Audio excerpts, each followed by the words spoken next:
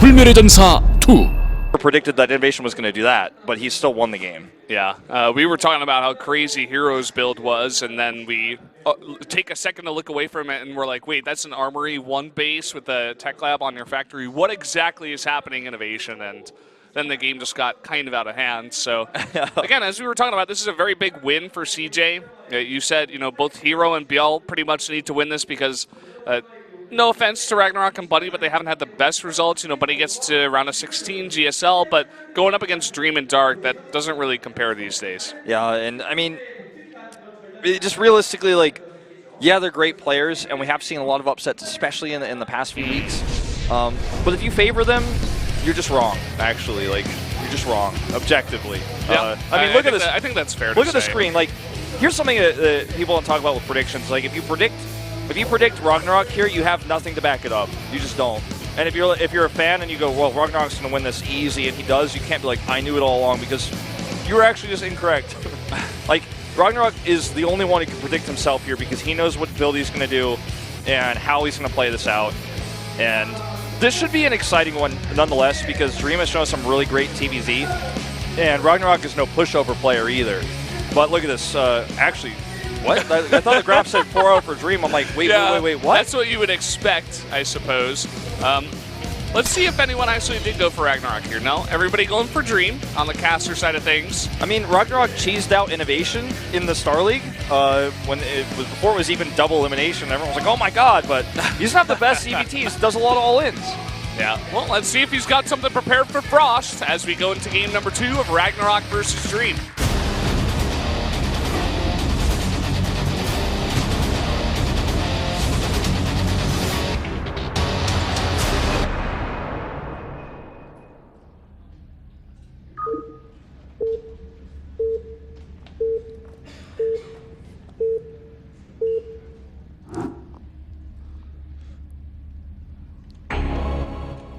Up here in the top right, in the yellow, one of our Zerg players from CJ Entis, it is RagnaroK.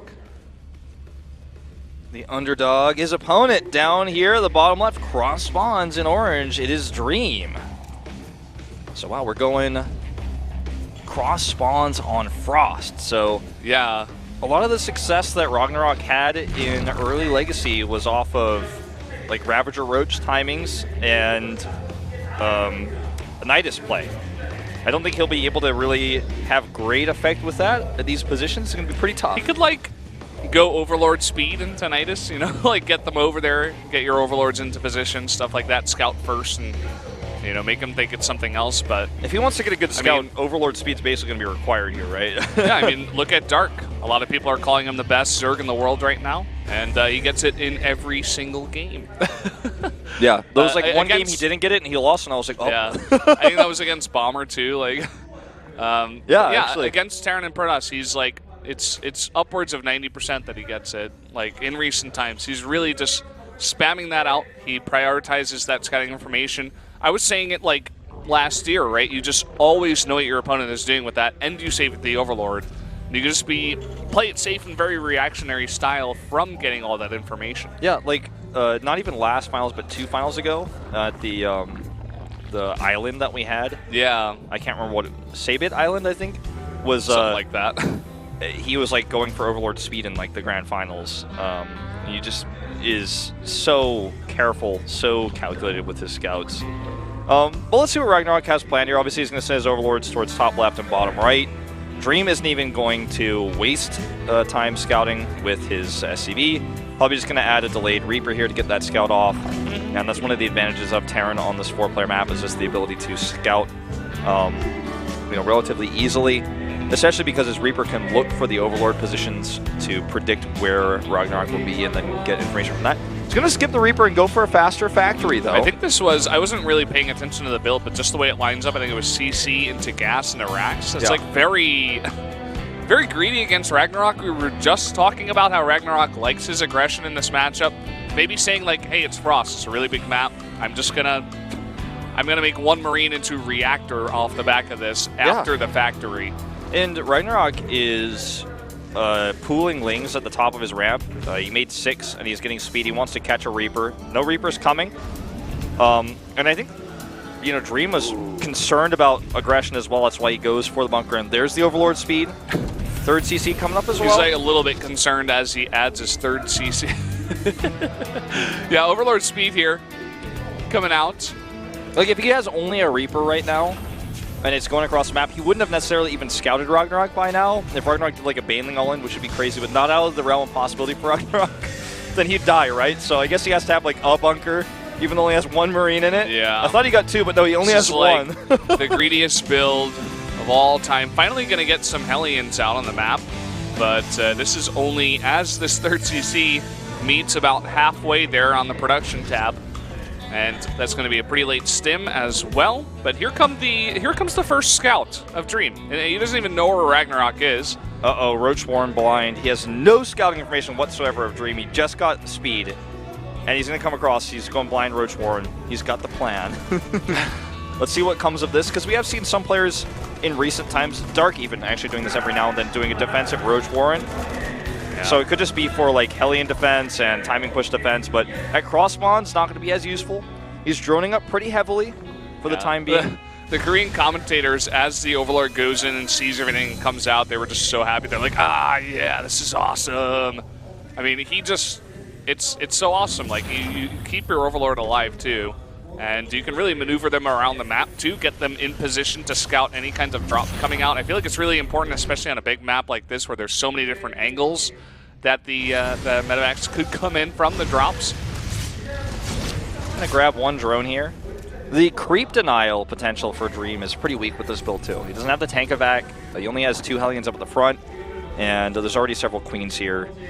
And look at this. It looks like RagnaroK did get the Roach Warren mostly defensively. He's going to add 2 Evolution Chambers. And Dream is also going for an even greedier move here with the E-Bays, as he does grab a Creep Tumor. That's not even canceled, so very well done. That's like more damage than he should really be able to find here, so that's like a nice bonus. I guess we're just going to go to like a very passive mid-game here. Yeah. RagnaroK wants to go toe-to-toe with Dream. And I'm kind of worried for him, to be honest, especially what it looks like he's going down here. He does have the Roach Warren out, okay. And okay, all right, okay. I totally take everything back. I thought he was maybe getting that lair out and going to transition into Spire and just try to play like old, you know, Heart of the Swarm style. We've seen that a couple of times here in recent times where it just does not work out that well if the turn is really aggressive. You kind of need those Ravagers and the the Roaches get the +1 for range, and then you try to get that fast hive out, especially on a big map like this. Looks like the Baneling Nest is purely for drops. Yeah, at least for the time being, you know. Like, he will be able to use it defensively later once he gets that lair finish and he gets speed, but I do like this. This is the kind of play where you can maybe knock Dream off his pedestal here of being like one of the best macro Terrans in the world. I feel like he's taken a page out of the Book of Dark. You know, he's done some studying. This looks a lot like it. It was a little bit greedier to start, you know, less aggression with the drop Banes, but definitely playing a similar style here. All right, double medevacs here, and 4 Banelings, none of which are nearby. This could do a ton of damage to RagnaroK. He doesn't have Baneling speed even started yet. And Corrosive Biles, he just has to dodge them, and he can get a lot of damage done here. But meanwhile, he's not paying attention back at home. Oh, that's so much damage. Already 6 SCVs. Here comes the second Overlord, an immediate pull. And the turret even placed. He's like, I'm not dealing with this anymore. I've had enough of Zerg. Oh my god, if those SCVs stacked up like that, he could have found more if he was paying attention. Looks like he's going to have to just commit. And we'll kill a Marine and damage a refinery. But still, 6 SCV kills. And he cleans up the drop, you know, at least keeps it off his back. It's not dead yet, but I'm really liking Dream's position here again. He's almost even in supply. Gonna pick off another Overlord. And wow, that hatchery is so greedy. I can't believe he just placed that. He at least got the cancel off. He put a hatchery down like in the face of danger. Yeah, RagnaroK really is taking some chances here. He's made not a single Bane. As you were saying, you know, this is kind of greedy on his part. Generally, when you're going up against his style from the Terran, like once he gets these 3 bases so fast, he's going to be pumping out so many Marines, so much bio, and he's already got that +1. Both these players do, but not a single Baneling. Oh man, no cancel this time, and yeah, Roaches are just too slow at defending drops. You can't Corrosive Bile them if the Terran player is like got both of his eyes open. I mean, he needs the Infestors, which he does have. 3 of them just popped out, but they don't have Pathogen Glands.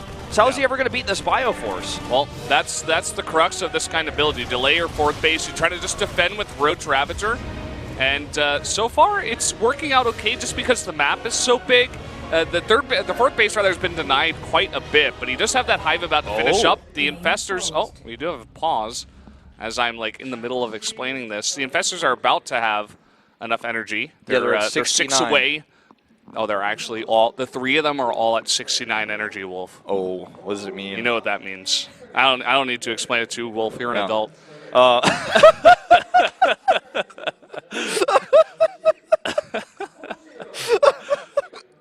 Now all we need is all 3 of those.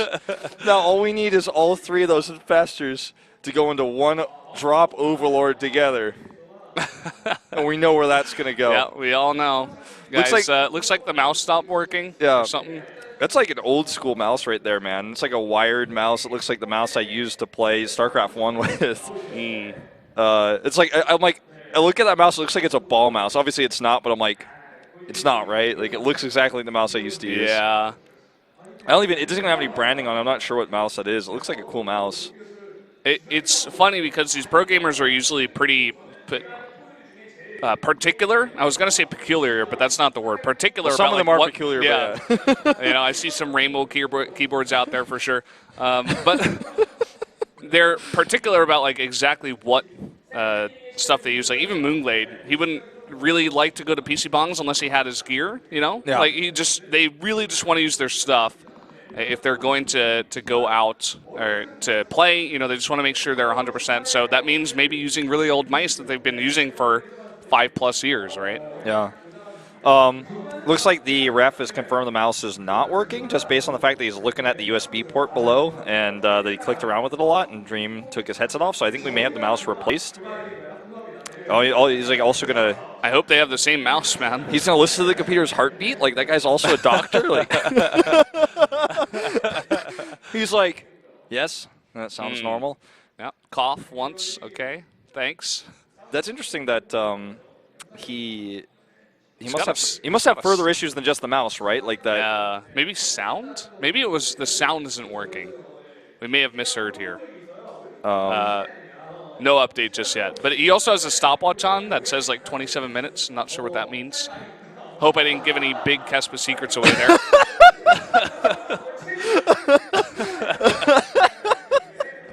I don't know why everything you're saying is so funny to me right now. Did you sleep last night, Wolf? I did. Not very well, but I did. That's good. Big Kespa secrets revealed here. Yeah. Yeah, it's well, I think actually it says 27 seconds. But it's not moving. Could what does be. that mean?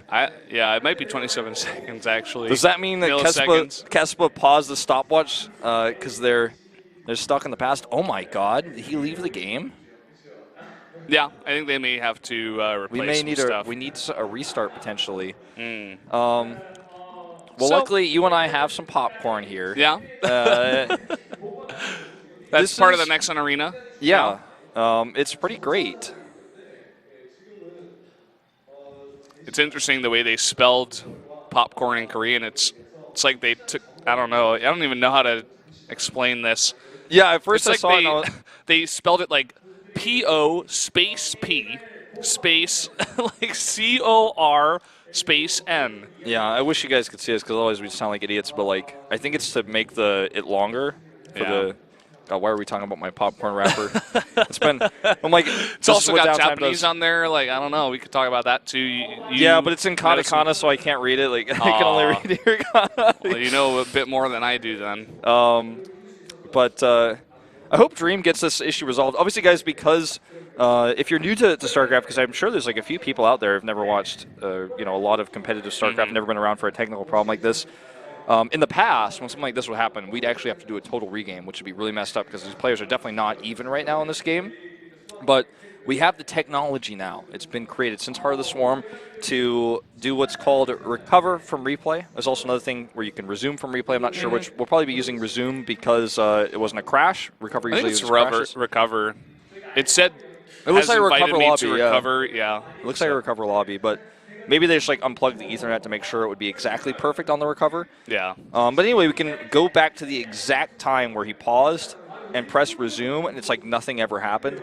Obviously, the players' mindsets will be like affected, and there's some sort of technical difficulty here and stuff. And like because it's Dream's gear, I assume, I'm not entirely sure what's going on, but if it is, he might get a warning. But like we just move on as if like this never happened, and this weird awkward downtime where we were talking about the popcorn stuff, you guys could just forget it. In fact, like if you're watching the VOD right now, like mouse over like the bar until you see like the game screen back up and just click that. You could just skip this. You don't need to listen to us do this, okay? Or you could, take a break yourself, treat it like a break. We may even need some time where we go to a break, or we're not there yet. We're not 100% sure how long this is going to take. We do have RagnaroK in the lobby, but we still do not have Dream, as they're still trying to fix his stuff. Popcorn was showing on stream. Yeah, this is the famous popcorn that we were talking about. It's got the popcorn there.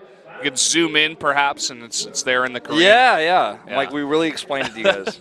Guys, even if you're watching at source quality, you probably can't see that. But, yeah.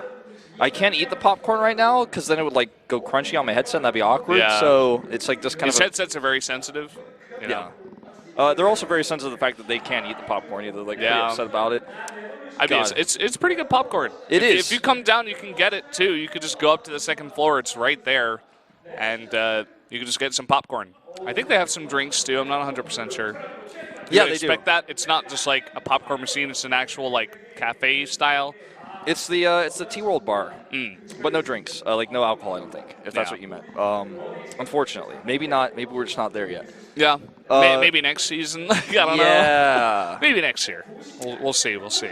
Maybe, like, next time. This place actually used to be a club a long time ago. And it also used to be a sushi place. That's true, too. Yeah.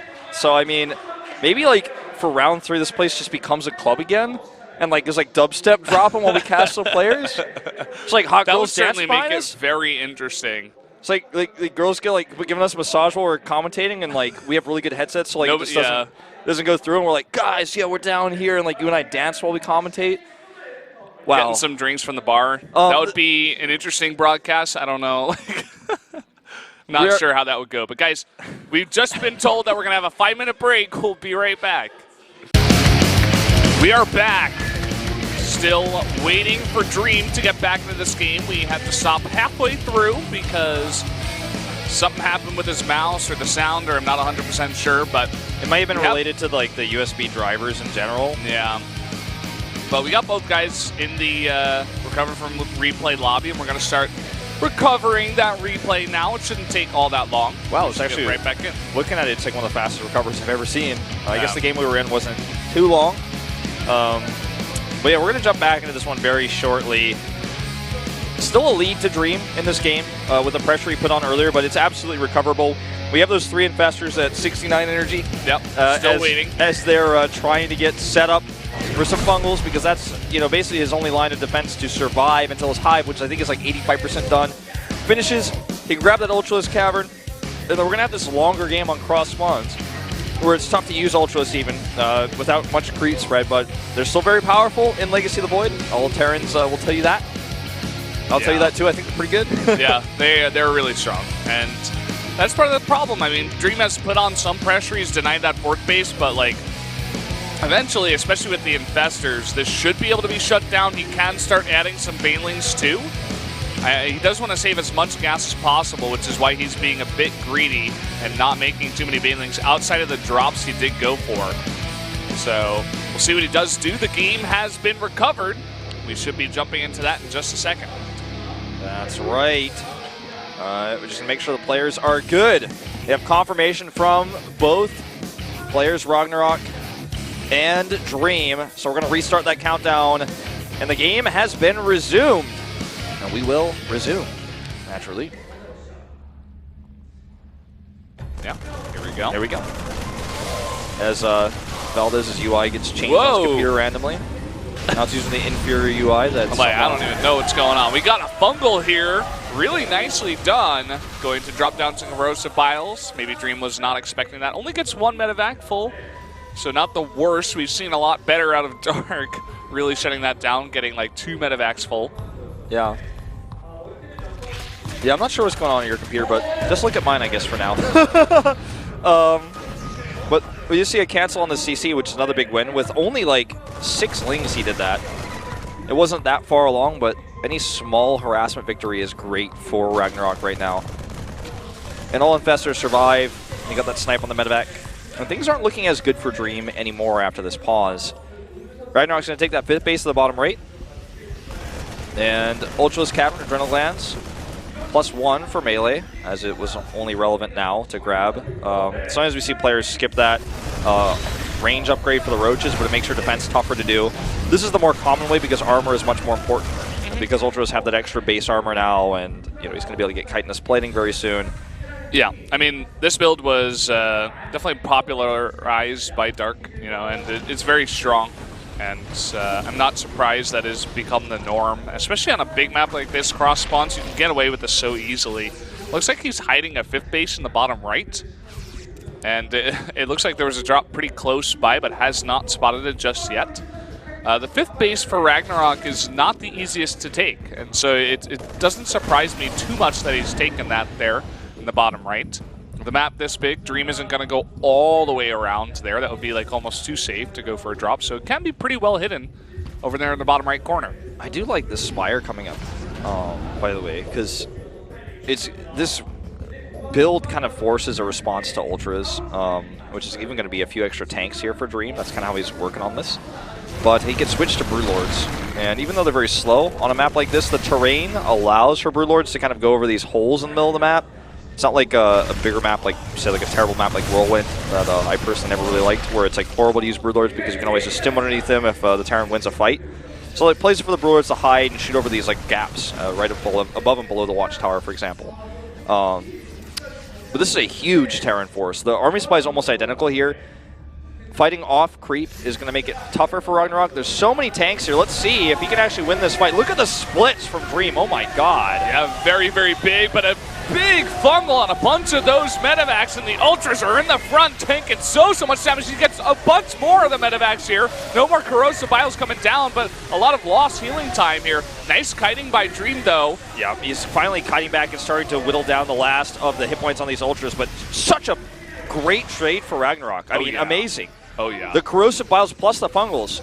He's done all of this with just 3 infestors without even having the pathogen glands upgrade. This base may just be history. He's going to have corrosive vials to zone out the bio. Look at this. There they go. Can't walk on that spot. Actually using a lot of them on the planetary. An interesting choice.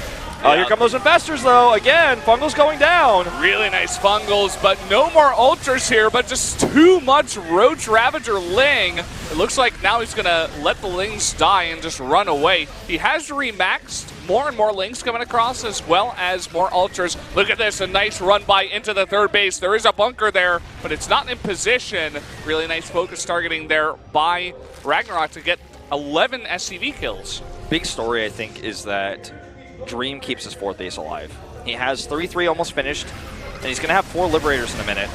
But can he survive this? I mean, there's so many Corrosive Vials, and Liberators are going to be very hard to use versus all these Ravagers. He's going to be able to use Corrosive Vials on the ones that are stationary. Yeah, they're not really going to be doing all so much. I'm actually surprised he does go for that here.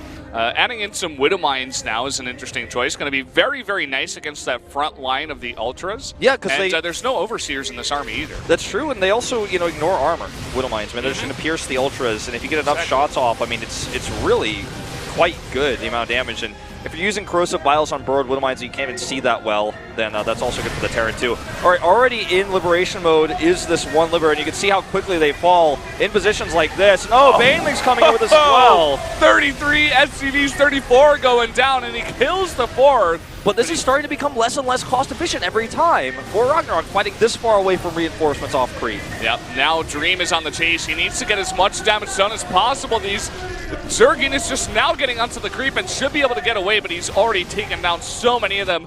More Ultras and Banelings coming out here, and Dream is going to have to heal up a bit, though, so I feel like RagnaroK is actually okay. Yeah, this base at the bottom right wasn't mining the entire time. He just now transferred workers over to it. It can start mining from those gases.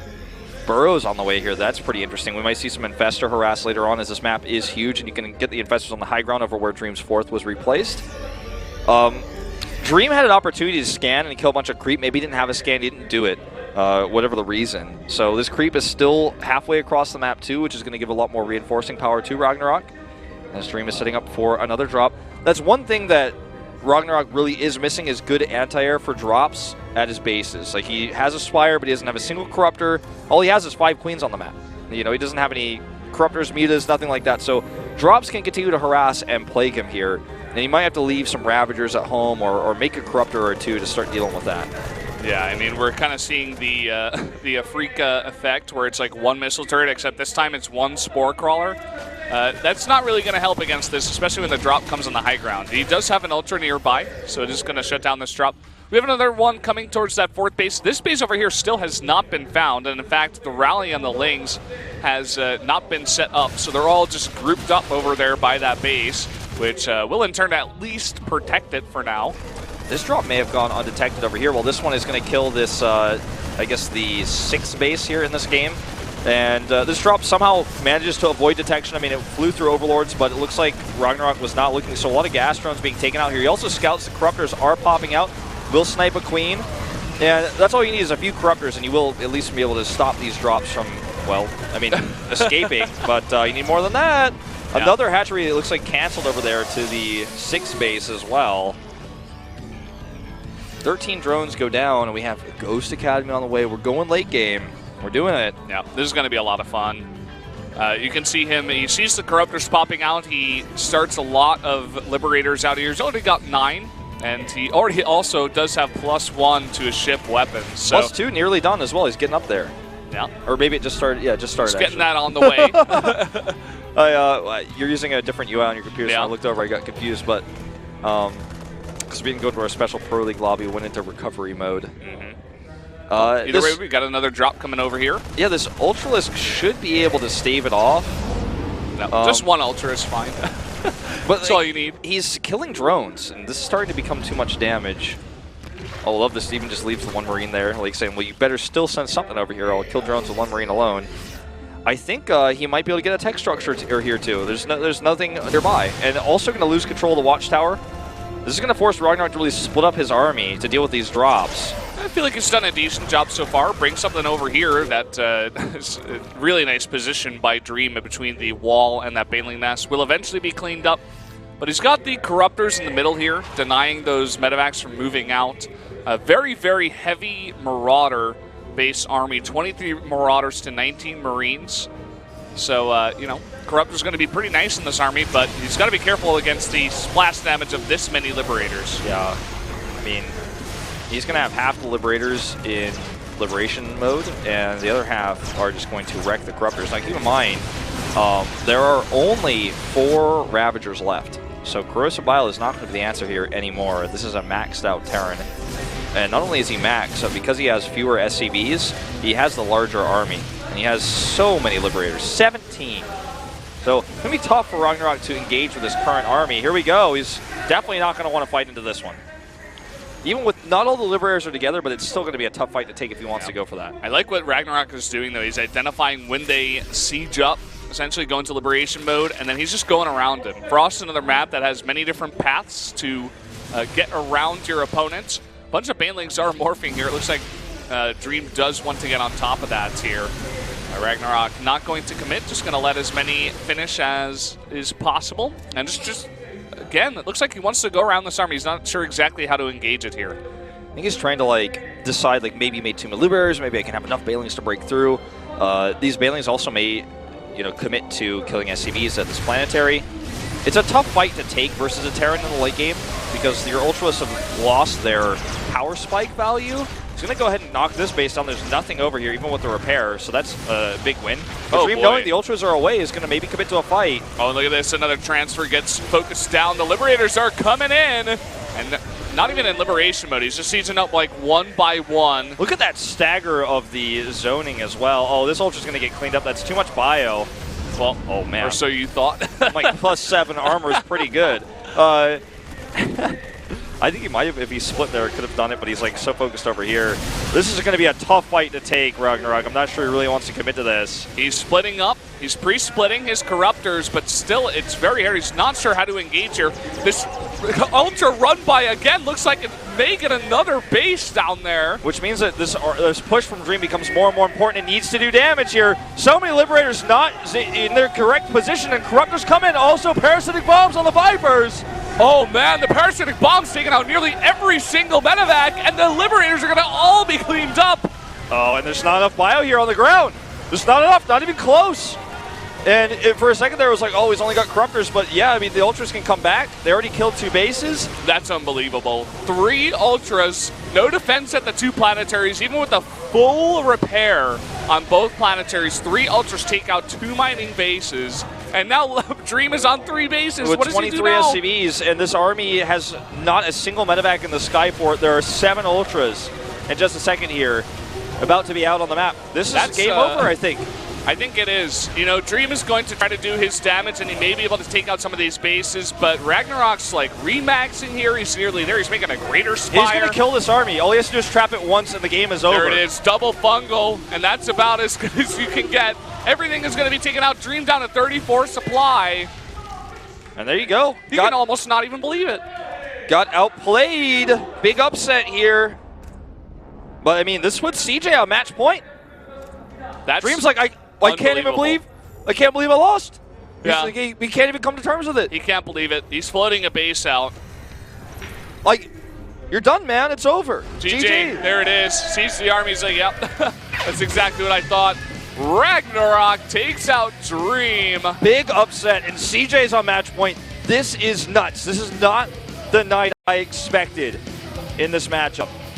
And this is so good for CJ right now. They've had the toughest season they've had since, like, I don't know, man, like a long time ago, before StarCraft 2. Like, season 1 of pure StarCraft 2 Pro League was, like, not their best season ever. But, I mean, when you compare this season to last season, they're really hurting. But this is even if they don't win versus SKT tonight, this is like, we won the first 2 games. RagnaroK beat Dream. I mean, we are looking good. Yeah, for sure. This is a huge win, and I love the strategy from RagnaroK. You know, it seemed just like the new standard, right, in ZVT. He used that gigantic map to buy himself just extra space and extra time to get that out very safely. Skimped a lot on the banelings, but still held on.